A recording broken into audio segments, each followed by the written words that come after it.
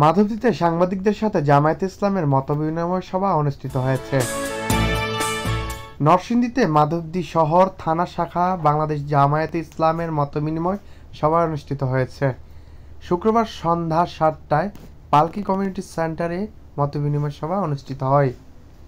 মাধবদী থানা জামায়াতে ইসলামীর আমির আব্দুল জব্বার, শহর জামায়াতে আমির আমিনুল ইসলাম, ছাত্র শিবির কর্মী সহ স্থানীয় সংবাদকর্মীরা উপস্থিত ছিলেন।